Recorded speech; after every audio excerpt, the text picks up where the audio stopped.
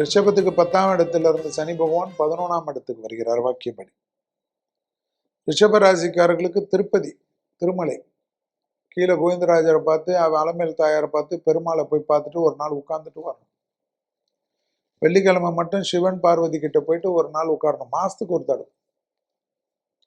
ரிஷபத்துக்கு கண்டிப்பாக முதுகு கழிவு பாதையில் சிறு உபத்திரத்தையும் கவனமா பார்த்து. மற்றபடி எல்லாமே லாபம் லாபம், சந்தோஷம், அனுகூலம், தைரியம், தன்னம்பிக்கை, சுப செலவுகள், கணவன் மனைவி சண்டை தீந்துரும், குடும்பத்தில் அந்யோன்யம் அதிகரிக்கும். அதே சமயம் தாய் வழி உறவு, தந்தை வழி உறவு மேன்மை அடையும். தொலை தூரத்திலிருந்து நல்ல செய்தி வரும். அதிகமா பொருள் சேர்க்க போறிய ராசியில யாருன்னா ரிஷபம். வீடு கட்டல, வீட்டுக்கு டிவி வாங்கி போடல, ஃப்ரிட்ஜு வாங்கி போடல, வண்டி வாங்கலை, அது வாங்கலை, இந்த மாதிரி சத்தம்லாம் நீ ரிஷப வீட்டில் கேட்காது.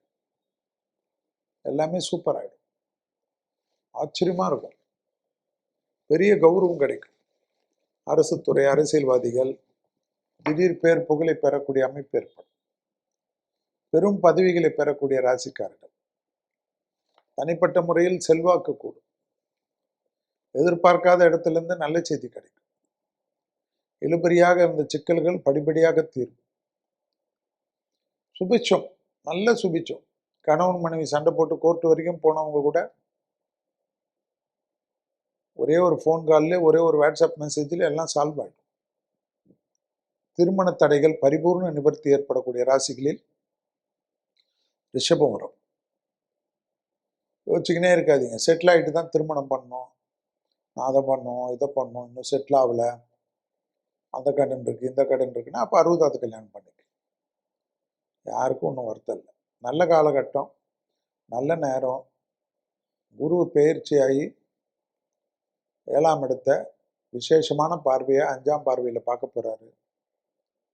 ஸோ எல்லாமே டக்கு டக்குன்னு பண்ணிக்கணும். துணை அல்லது துணைவியாருடைய நீண்ட நாள் கஷ்டங்கள், நீண்ட நாள் கோரிக்கையெல்லாம் நிறைவேற்றி கொடுப்பீங்க. குடும்பத்தில் அந்யோன்யம் அதிகரிக்கும். பிரிந்த தம்பதியினர் ஒன்றாகிறது. குடும்பத்தாருடன் தொலைதூரங்கள், உல்லாசங்கள், கோயில் திருப்பணிகள், கோயில்களுக்கு செல்வது, பிரார்த்தனை இடங்களுக்கு செல்வது, தெய்வ கடாட்சம் ஏற்படுவது, அற்புதமான அமைப்பு ஏற்படும். அதே சமயம் பெற்றோர் பெரியோருடைய தேக ஆரோக்கியத்தெல்லாம் டிசம்பர் வரைக்கும் கொஞ்சம் பார்த்துக்கணும். 4ஆம் இடத்தில் இருக்கக்கூடிய கேது, ரத்த பந்த உறவுகள், தாய் வழி உறவுகள், இவங்க கிட்டலாம் கொஞ்சம் பார்த்துக்கணும். பார்த்துக்கினா தான் நல்லது. அதே சமயம் சஞ்சலங்கள் இல்லாமல் இருக்கிறதுக்கு கோளர் பதிகள்லாம் கேட்கணும். கேட்க கேட்க நல்லா ஆயிடும். ரிஷபராசிக்காரர்களுக்கு திடீர் அதிர்ஷ்டம். லாட்ரி டிக்கெட்லாம் அடிக்கடிக்கு வாங்கக்கூடிய ராசியில் ரிஷபம் வரும். ஃபாரின்லாம் இருக்கீங்க, ஜாக்பாட் விழுதோ தெரியாது எனக்கு, ஆனால் நிறைய லாட்ரி சீட்டெல்லாம் வாங்குங்க. கண்டிப்பாக இந்த சனி மாறதுக்குள்ள உங்களுக்கு நல்லது பண்ணும். அதை மனசில் வச்சுக்க, விட்டுறாதீங்க.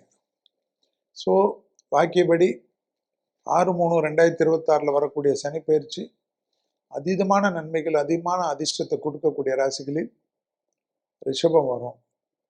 ஸோ அதை சரியாக பயன்படுத்தி கொள்வது உங்களுடைய சாமர்த்தியம், சந்தோஷம், அனுகூலம் என்பதை ஞாபகத்தில் வைத்துக் கொள்ளுங்கள். இந்த சனி பயிற்சியில் கூட நமக்கு எதுவும் டிக்கெட்டு மேலே சரியாக நம்மளுடைய ஜாதகம் கிராஃப் நல்லா வரல, பரமபதம் சரியாக வரலன்னா நீங்கள் தப்பு.